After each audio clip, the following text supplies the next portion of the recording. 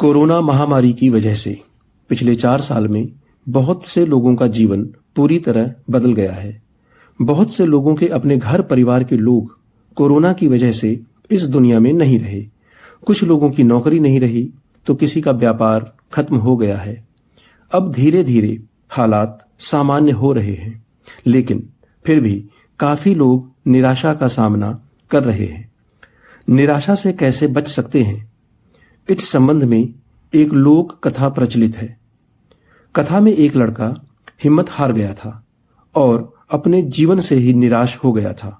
वह आत्महत्या करना चाहता था, लेकिन तभी उसे एक महान संत मिले और संत ने उस लड़के की सोच बदल दी। तो आइए जानते हैं इस कहानी के बारे में। एक लड़का घर परिवार और धन संबंधी समस्याओं से लड़ते लड़ते थक गया था। उसकी उम्र ज्यादा नहीं थी, लेकिन वह रोज रोज के विवादों से तंग हो गया था। एक दिन हिम्मत हारकर वह आत्महत्या करने के लिए निकल पड़ा। चलते चलते जंगल में पहुंच गया। जंगल में काफी दूर चलने के बाद भी उसका मन शांत नहीं हुआ। जंगल बहुत ही घना था और वहां जंगली जानवरों का भी खतरा था। तभी उसे एक छोटी सी झोपड़ी दिखाई दी। लड़के ने सोचा कि इस घने जंगल में झोपड़ी बनाकर कौन रह रहा है। तभी उसे एक संत दिखाई दिए। संत ज्ञान की मुद्रा में बैठे थे और उसके चेहरे पर शांति और प्रसन्नता दिखाई दे रही थी। लड़का संत के पास ही बैठ गया।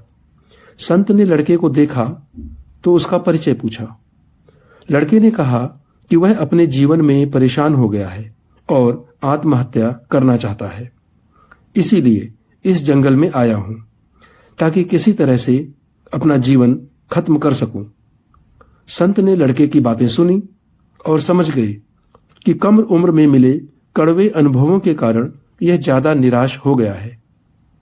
उन्होंने लड़के से कहा कि तुम्हें निराशा से बचना चाहिए।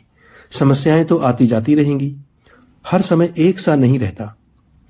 संत ने लड़के को समझाने के लिए एक कथा सुनानी शुरू की। संत बोले, एक छोटे बच्चे ने एक दिन अपने घर में एक बांस का और एक कैक्टस का पौधा अपने घर के आंगन में लगाया। उसका बागवानी का नया नया शौक था। बच्चा रोज दोनों पौधों की एक समान देखभाल करने लगा।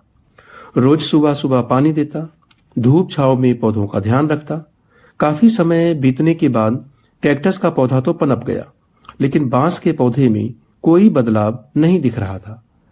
बच्चा सोच रहा था कि कैक्टस तो पनप रहा है, लेकिन यह बांस का पौधा नहीं बढ़ रहा। थोड़ा और समय निकल गया, लेकिन कैक्टस की तुलना में बांस के पौधे में संतोषजनक प्रगति नहीं दिख रही थी। बच्चा अपनी मेहनत में लगा रहा। कुछ समय के बाद एक दिन बांस का पौधा पनप गया और कुछ ही दिनों में बांस का पौधा कैक्टस से भी बड़ा हो गया।